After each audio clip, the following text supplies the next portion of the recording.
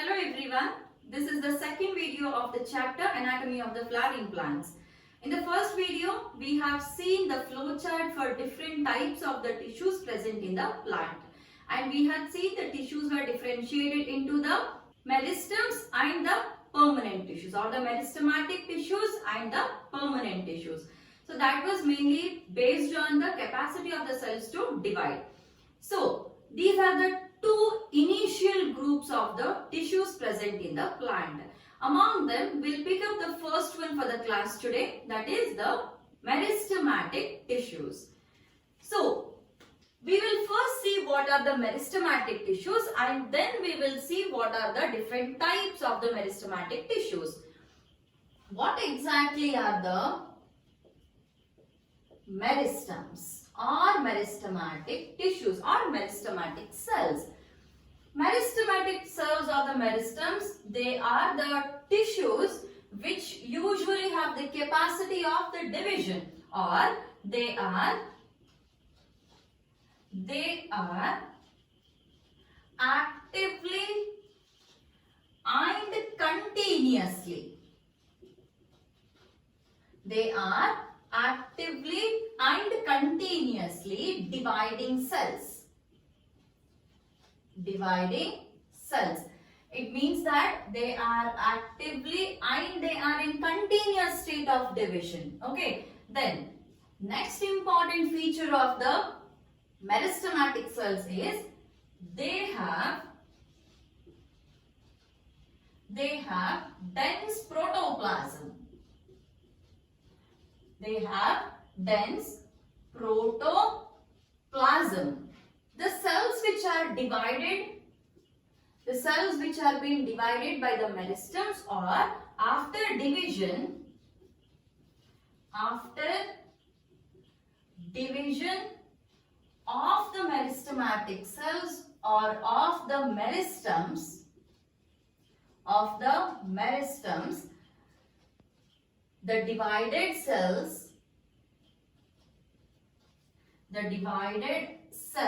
will soon lose the capacity of division and they mature. This is very important point. See, let's imagine we have a meristem. This is a meristem. Now, this has undergone the division.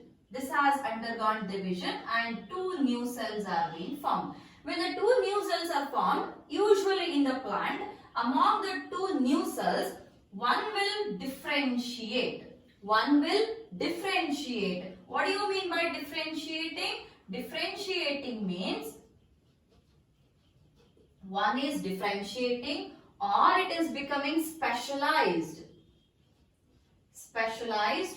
or it is getting matured. Okay. One single meristem, it is divided into two cells. Now, among the two divided cells, one usually will lose the capacity of the division and it will usually differentiate. Differentiate is a meristem which is becoming a permanent cell or a permanent tissue. So, it can either differentiate or it can become specialized or it is getting matured. All the three are none other than the same. Then, remaining one, this remains as the meristem only, or this will retain the capacity of the division. So, this will retain the capacity of the division and this will lose the capacity of the division. So, this has become differentiated now.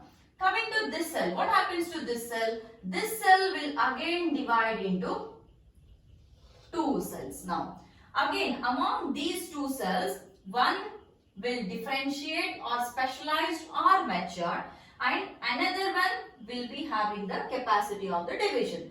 So, every time a meristematic cell divides, among the two newly formed cells, one will differentiate or it gets specialized or it becomes matured and the another cell will retain the capacity of the division. and this will go on. Again, see, this has retained the capacity of the division. So this can again divide into two new cells. Among the two new cells formed, one will differentiate or specialize, and another one will be retaining the capacity of the division.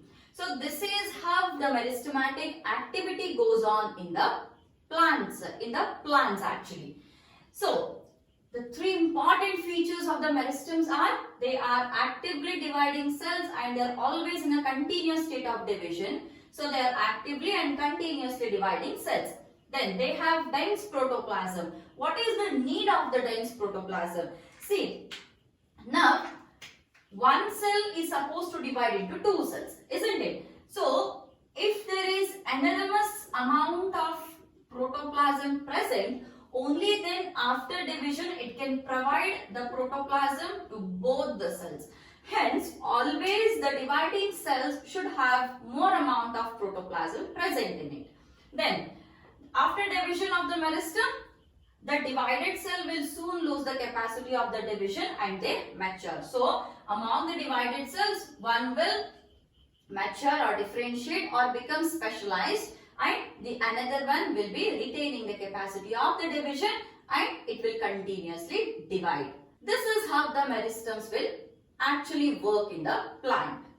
Now, meristems. What are the types of the meristems? On the other day, we had seen there are two types of meristems, isn't it? And the two types were primary meristems and the secondary meristems. So let's see what exactly are these two types now. Primary meristems. What do you mean by the primary meristems? We had already seen primary meristems. So under the meristems, the first one is the primary meristems.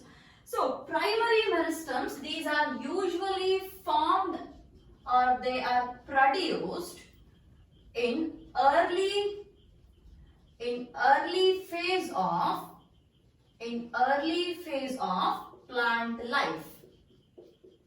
Early phase of plant life. In a plant, we usually divide the life of a plant into two stages. That is, a early stage and a late stage, or a juvenile stage, a mature stage, or a primary stage, a secondary stage. This early stage, juvenile stage, or the primary stages, these are the growing stages, or when a plant just takes birth. Until and unless its secondary growth starts, we usually consider it as the early phase of the plant life. So, primary meristems, they usually produce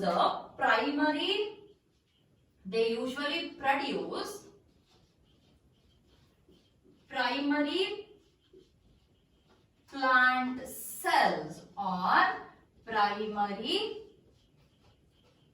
plant body. The primary plant body or the primary plant cells are being produced by the primary meristems. And when are they formed? They are usually formed in the early phase of the plant life. And remember, these cells are also in the active state of division. Active state of division. These are also in the active state of the division and they give rise to primary permanent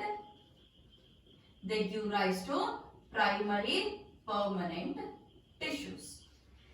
Now, which are the primary meristems present in the plant? We have two types of primary meristems present in the plant. The first type is, among the primary meristems, the first type is a apical meristem. The first type is apical meristem. What exactly is the apical meristem? Apical meristems, these are present at apices or tips. Apices means tips. These are present at apices or tips of root and shoot. They are present at the tips or apices of root and shoot. Root is, we know that. What is a shoot? Shoot is nothing but the stem. Okay. So apical meristems or apical meristems are present in the apices of or the tips of root and the shoot. Now, how exactly these apical meristems will function? Let's study these apical meristems in two groups. One is a root apical meristem, and another one is a shoot apical meristem. So as the name suggests, root apical meristem, the meristematic tissues or the meristematic cells which are found at the root tips, okay, which are being found at the root tips are called as the root apical meristems, and the one which are present at the shoot tips are called as the shoot apical meristems. So for both root apical meristem and shoot apical meristem, we will just draw a diagram which will give us a proper understanding.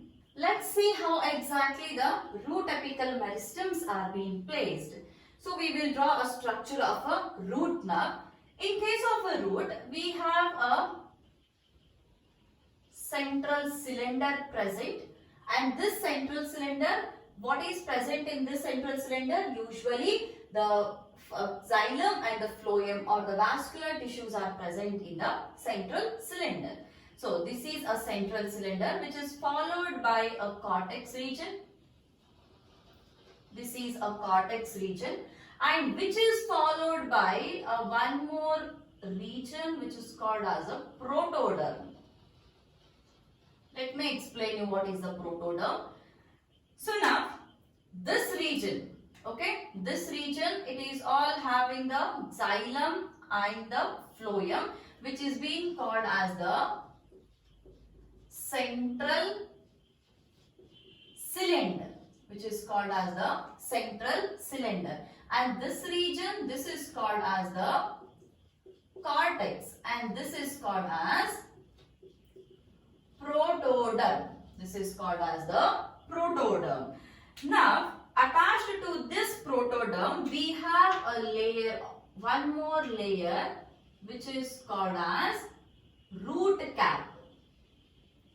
We have a root cap present. This is the root cap. Okay. Now, where are the meristems present? The meristems are present here. The meristems are present here. This is the diagram which is being given in your NCERT. Now, let me explain the same diagram. Okay, the same diagram. Let me explain it in a very easier manner. See, this is a root and we have a root cap here. Okay, this is the root cap. Now, this region is all having the meristematic cells. So, this is the meristematic activity region. This is the meristematic activity region. Now, after the meristematic activity, we actually have a region of elongation. So, now we have a couple of layers of the elongated cells. These are the elongated cells. Above the elongated cells,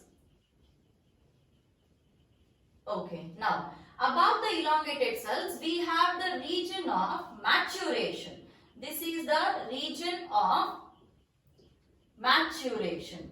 Now, region of maturation means, what does that mean? It means that we had seen one single meristem will divide into two, isn't it? And now among the two divided cells, one will not retain the capacity of the division, and only one is able to divide further. The one which is not retaining the capacity of the division will differentiate into a permanent cell, isn't it? This is what we have seen.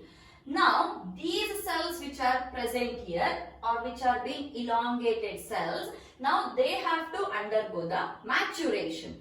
How exactly they get matured? Or let's imagine they have got matured now.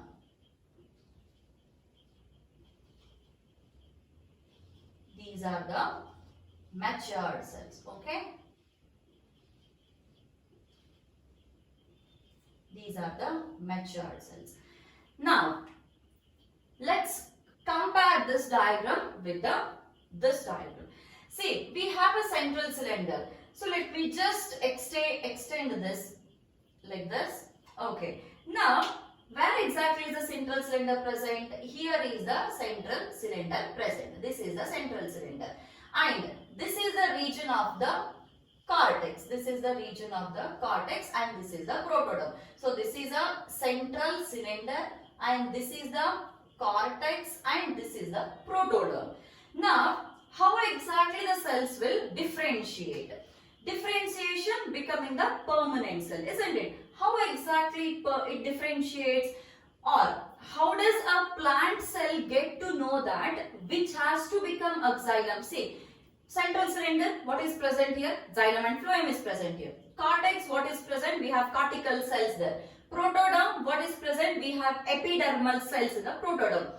Now, among these cells, how does the cell know that this cell has to become the xylem and phloem, this cell has to become the cortical cell, or this cell has to become the epidermal cell? How does a cell knows it, or how does a plant knows it? It is purely based on the location. Okay, that is purely based on the location. So now here also these two portions, okay, this one, this region as well as this region. See, this is one region and this is one region, which are called as initials of the central cylinder and the cortex region. Okay, it is the initial of a central cylinder and the cortex region. And now this region, this is called as a initials of root cap. It is called as initials of the root cap. So now this region is the root apical meristem. This is the root apical meristems. Now, this region is present here. The root apical meristem is present here. This region is this region. Region number 1. This is the region number 1. Okay. So, from here, after the region of elongation and maturation, now which cells are becoming xylem and phloem? See, where exactly xylem and phloem is present? Xylem and phloem is present here. So, the cells which are falling in this region, okay, the meristematic cells which are falling in this region will now mature as the xylem cells and phloem cells. Similarly, this is the cortex region. Now, the cells which are near to the cortex region, okay, this cell this is just below the cortex region. Now, this will differentiate as a cortex cell. Similarly, we have the protoderm present here, and the protoderm, this cell is near to the protoderm region. So this will differentiate into a protoderm, or otherwise it differentiate into a epidermis cell. Now, when the epidermis is produced here, from the epidermis the root hairs will also be produced. This is how a root region or the meristematic cells present in the root region will differentiate into various other cells or the tissues. Now we will see the shoot apical meristems. This is the diagram present in the NCERT for the shoot apical meristem. Before moving on to this diagram, let me first draw only this meristematic region and see how exactly the shoot evolves. So, this is a small shoot tip, or this is a stem tip in which all these shoot meristems are present. Now, what is the activity? The activity is it has to start growing, and the addition of cells will be on the inner side, isn't it? So now this, how exactly this will evolve?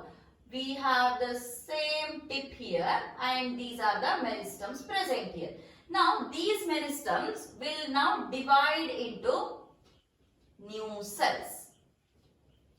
They will divide like this.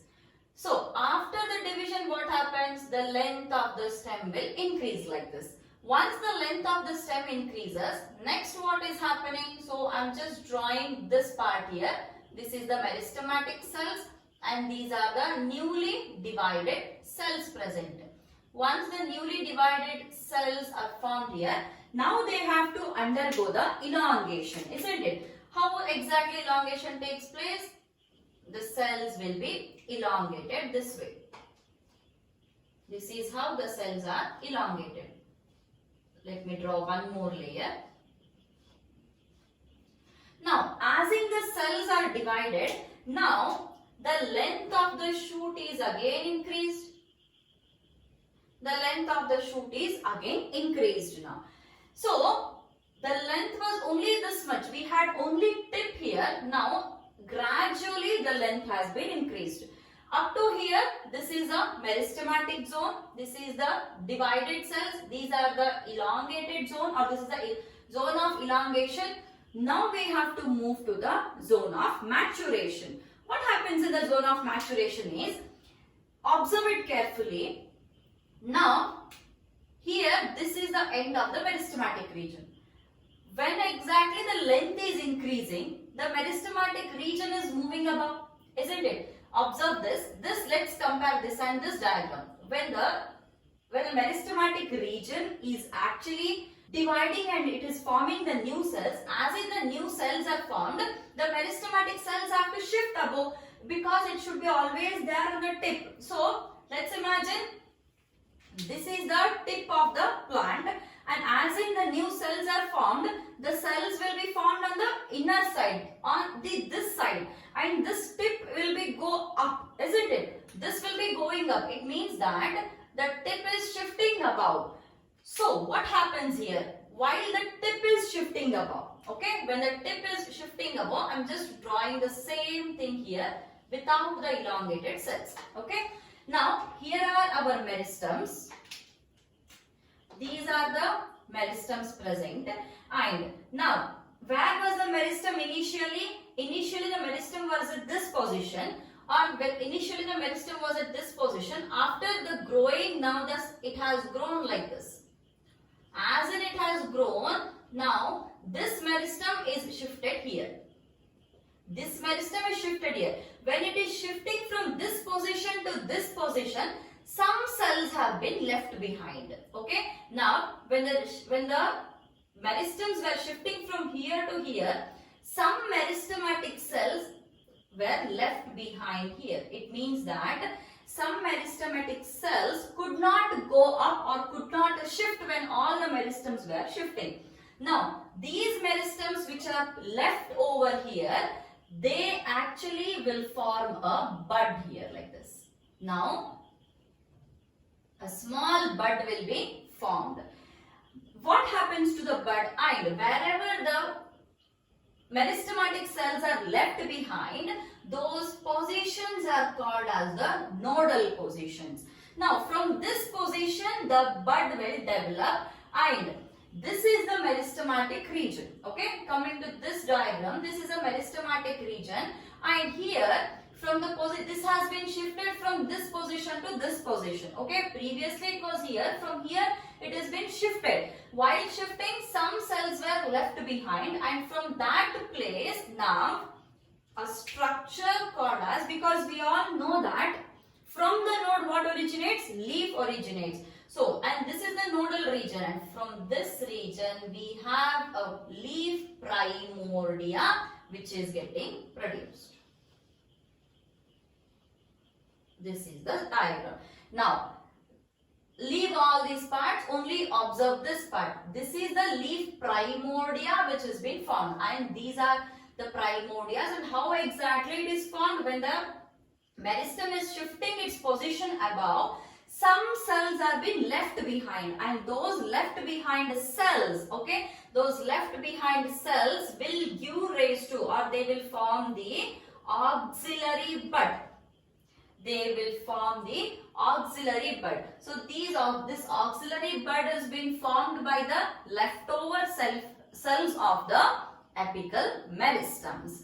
Now this auxiliary bud will later turn into a branch or a flower. It will later turn into a branch or it turns into a flower. This is how a leaf primode or this is how a shoot apical meristem will develop the length of the shoot. The job or the function of the root apical meristem is to increase the length of the root, and the function of the shoot apical meristem is to increase the length of the shoot or length of the stem. So this is how the apical meristems will work.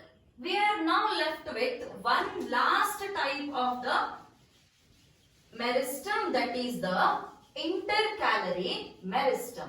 Intercalary meristem is also an primary meristem. So totally we have two primary meristems. One is the apical meristem, another one is the intercalary meristem. What are the intercalary meristems? Intercalary meristems. So these intercalary meristems are usually present between the mature tissues. So what exactly does that mean? They are present between the mature tissues. So let me draw one diagram wherein we can show it properly. See, these are the apical meristems, and after the apical meristems we have the region of elongation, and then this is all the region of maturation only. So now let's see, we have these all cells are matured cells only. In between the matured cells, okay, in between these matured cells we have a patch of some meristems which are called as the intercalary meristems. These are intercalary meristems, and the cells which are present on either sides of the intercalary meristem, that is this region as well as this region, these are all the mature tissues. What is the function of the intercalary meristem? We all know how exactly a grass grows. So the grass which is present, let's imagine this is a small strand of a grass we have drawn. Where are the apical meristems? Apical meristems are usually present at the tips. These are the positions of the apical meristems. And we also know that generally we all do it at our homes. Whenever we don't want a plant to grow in height, whenever we want to stop the growth of a plant, what do? We usually break off the tip of the plant, isn't it? If you break the tip of a plant, the plant will start branching. This is the technique which everyone uses at the home. It means that if the tip is been removed off, then the plant will not grow in heights, isn't it? Now, these grasses which are present or which are usually grown, they are being grazed upon by the animals. Many cows, buffalo, they keep on eating the grasses. When they eat the grass, the tip of the grass will be removed off, isn't it? And if the tip is removed off, the apical meristem is also removed off. Then how does the grass grows again? You might have observed this today. Let's imagine today the cow has been eaten the grass, and if you come and see after again 10-15 days, within 10-15 days this will again grow back into the same height. How is it possible? Because when the cow or the buffalo eats the grass, it is eating the apical meristem. So apical meristem is removed, but still it is growing in the height. How is it possible? That is because of these intercalary meristems. It means that though this tip is been removed off, it is being again taken to the same height by these intercalary meristems. Okay. So, one very important question which can be asked on the intercalary meristems is, the grass which is being grazed upon by the cattle usually grows off immediately in a short period. So, which are the type of meristems responsible for that? The type of meristems responsible for that is the intercalary meristems. So, this is about the primary meristems. In the next video, we will take up the secondary meristems as well as some questions related to these meristems. Thank you.